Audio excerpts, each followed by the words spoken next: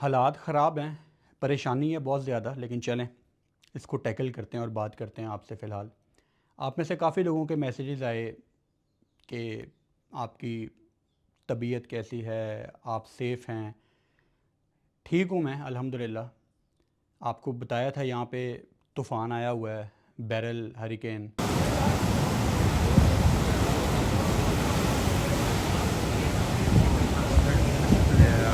बड़ी उसने उधम मचाई है। कल जब तूफ़ान रुका तो बाहर जाके मैंने बारबेडोस देखा भी, सारा निज़ाम धर्म भरम हुआ हुआ है। कल कुछ खाने को नहीं मिला पूरे बारबेडोस में। छोटा सा बारबेडोस है, 2 घंटे में ख़त्म हो जाता है। एक सिरे से लेके दूसरे सिरे तक कुछ खाने को नहीं मिला। तो कल ज़िंदगी में पहली दफ़ा मैंने पता क्या खाया है? पूरे दिन में कल सिर्फ आलू बॉयल करके खाए हैं। नो कंप्लेंस, काफ़ी लोगों के पास वो भी नहीं था, लेकिन बताना चाह रहा हूँ आपको कि हालात यहाँ पे इतने ख़राब थे कि कल कुछ खाने के लिए नहीं था पूरे बारबेडोस में। तो इतने यहाँ पे हालात ख़राब हो गए थे। दिमाग इतना परेशान है। सब कुछ बड़ा अच्छा हो जाना था अगर ये तूफ़ान ना आता।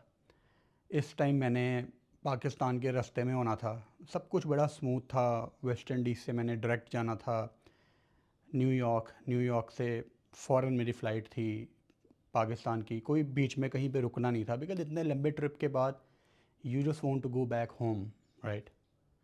वो अब नहीं हो रहा। अभी तो फ़िलहाल ये मैं वीडियो बना रहा हूँ 2 तारीख, सुबह के 9 बजे में है यहाँ पे अभी। और अभी तक फ़्लाइट नहीं हो पाई वापसी की। चल रही है बात एयरलाइंस के साथ, क्योंकि तूफ़ान के बाद हर बंदे की प्रायोरिटी है यहाँ से निकलना। काफ़ी टूरिस्ट आए हुए थे, काफ़ी क्रू मेंबर, ब्रॉडकास्ट, बहुत रश है यहाँ पे लोगों का निकलने का। तो जो हमारी ओरिजिनल फ़्लाइट थी वो तो ज़ाहिरी बात है कैंसिल हो गई। वो डिले भी नहीं हुई। अगर डिले हुई तो आप सेम फ़्लाइट में बैठ सकते हैं, लेकिन वो कैंसिल है। सो अभी जो मुझे लग रहा है वापसी की टिकट शायद एक फ़ाइनल हो जाए। वो कुछ ऐसे होगा कि अभी मज़ीद 2-3 दिन के बाद बारबाडोस से फ़्लाइट मिलेगी, लेकिन ट्रिनिडेड की, पोर्ट ऑफ स्पेन की, जहाँ पे वर्ल्ड कप के मैच भी हुए थे। यहाँ से 1 घंटा उस फ़्लाइट का है। जिस रास्ते से मैं आया था आपको याद होगा लोगों को, उसी रास्ते से। तो यहाँ से बारबाडोस से ट्रिनिडेड, वहाँ 2 घंटे का स्टे। फिर 2 घंटे के बाद ट्रिनिडेड से न्यूयॉर्क, 5 घंटे की फ़्लाइट होगी। और फिर मसला ये है कि अनफॉर्चुनेटली न्यूयॉर्क से जो मुझे अगली फ़्लाइट मिल रही है अबू धाबी की, वो 1.5 दिन के बाद है। ये मुझे मेंटली बहुत हिट कर रही है चीज़ कि अनफॉर्चुनेटली ना चाहते हुए मुझे अमेरिका में दोबारा से 1-1.5 दिन रुकना पड़ेगा, and which I don't want. मतलब मेंटली तौर पे ख़त्म हो चुका हूँ मैं। एंड अब दिल कर रहा है बस घर जाऊँ, फ्रेश हूँ, रेस्ट करूँ और दोबारा से स्टूडियो में बैठ के रेगुलर क्रिकेट। अब इतने टॉपिक्स हैं वर्ल्ड कप के बाद, लेकिन दिमाग पता नहीं कहाँ पे है। तो वो एक रेगुलर लाइफ अपनी वापस चाहिए। लेकिन अब लग ऐसा रहा है कि अमेरिका में 1-1.5 दिन रुकना पड़ेगा, फिर अबू धाबी जाना पड़ेगा, फिर अबू धाबी में फिर 10 घंटे का स्टे। मतलब सब इतना अच्छा था अगर ये तूफ़ान ना आता। फ़ॉरन कनेक्टिंग फ़्लाइट्स थी और मैंने, अच्छा ये भी आप कहेंगे इतना लंबा है, लेकिन मैंने 32 घंटे में पाकिस्तान पहुंच जाना था। और वेस्ट इंडीज़ से अगर आप पाकिस्तान जा रहे हैं ना तो 32 घंटे बहुत जल्दी हैं। मतलब वेस्ट इंडीज़ इतना दूर है कि आप अगर जल्दी जल्दी जल्दी कनेक्टिंग फ़्लाइट्स भी पकड़े ना तो 32 घंटों के अंदर आप पाकिस्तान जा सकते हैं। तो मैं तकरीबन 32 घंटों के अंदर पाकिस्तान जा रहा था, and I was very satisfied कि यार ये मैं बड़ी जल्दी जा रहा हूँ। अब वही सफ़र जो मैं वेस्ट इंडीज़ से शुरू करूँगा वो तकरीबन कोई 75 आवर्स का होगा। मतलब जस्ट इमेजिन कि आप 70 to 75 आवर्स में आप घर पहुंच रहे हैं एक डेस्टिनेशन से निकल के। It's not going to be easy, बड़ा मुश्किल है। ख़ुद को बिज़ी रखने की कोशिश कर रहा हूँ। अभी इस वीडियो के कुछ घंटे के बाद, 2-3 घंटे के बाद लाइव भी आऊँगा ताकि थोड़ा टाइम पास हो, आप लोगों से बात करूँ, टाइम गुजरे। अब यहाँ करने के लिए कुछ नहीं है। बारबाडोस बंद है, कुछ खाने पीने के लिए नहीं है। मतलब जब हम कहीं पे जाते हैं किसी डेस्टिनेशन में, हमारी क्या एक्टिविटी होती है? खाने पीने की होती है ना। बाहर चले गए, खा पी लिया, टाइम निकल गया। अब तो कुछ खाने पीने के लिए भी नहीं है। तो बड़ी मुश्किल है यार, बड़ी मुश्किल है। एंड टूर का एंड बिल्कुल अच्छा नहीं हो रहा, लेकिन ख़ुद को हौसला दे रहा हूँ ये कह के कि जिसमें ऊपर वाले की कोई बेहतरी है बेहतरी है इसमें, लेकिन थिंग्स आर नॉट गुड। यहाँ पे काफ़ी टफ़ था वो जब तूफ़ान आया हुआ था, काफ़ी ख़तरनाक सीन्स थे। तो उस पे तो खैर पाकिस्तान में जाके डिटेल में बात करूँगा, लेकिन मैंने कहा आपको अपडेट करूँ। आप में से काफ़ी लोग पूछ रहे थे कि ये अपडेट है। अभी I am trying my level best, जितनी भी यहाँ पे एयरलाइंस हैं, Caribbean airline, jet blue, American airline, तकरीबन सबके साथ मैं इन टच हूँ और मेरी कोशिश है कि जल्द से जल्द मैं यहाँ से निकलूँ। मैं वेस्ट इंडीज़ से निकलना चाह रहा हूँ फ़िलहाल। यहाँ से निकल के मैं कम से कम, अमेरिका में 1-1.5 दिन का वेट है ना, वो चलो समझ आता है क्योंकि वहाँ पे सारी दुनिया की फैसिलिटीज़ मौजूद हैं, खाने की कोई टेंशन नहीं है, आपके पास हज़ार जगह हैं जाने के लिए।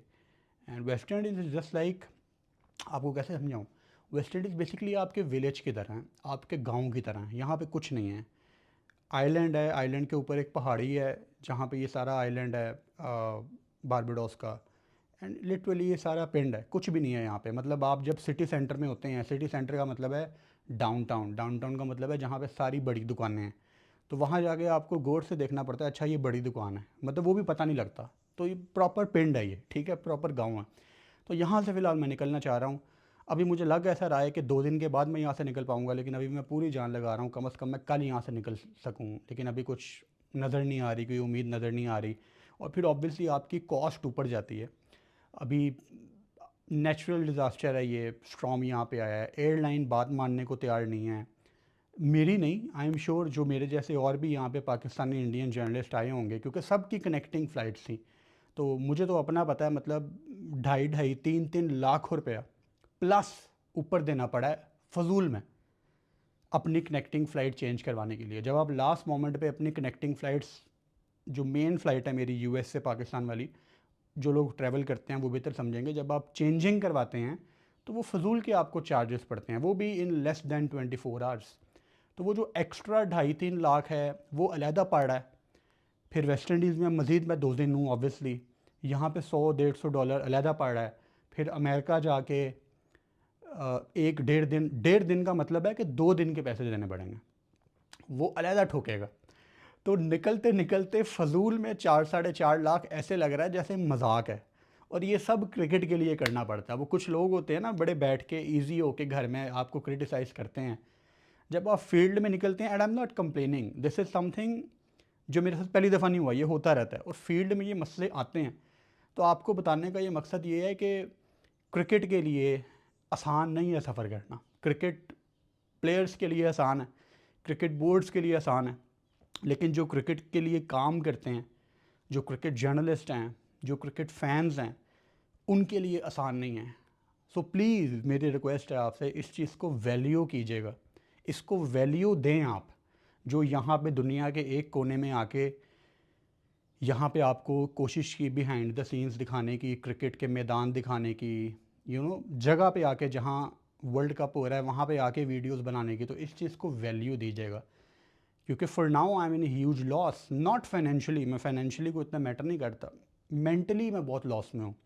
इस टाइम मुझे अपने घर चले जाना चाहिए था, लेकिन चलो, टफ़ हालात हैं, लेकिन चलो, खुद को यही कह रहा हूँ कि ऊपर वाले की बेहतरी है इसमें, कोई बात नहीं। सो अभी कुछ देर के बाद लाइव आता हूँ, फिर लाइव आपसे बात करता हूँ ताकि टाइम थोड़ा गुजरे, लेकिन अभी तो बॉस टाइम नहीं गुजरा।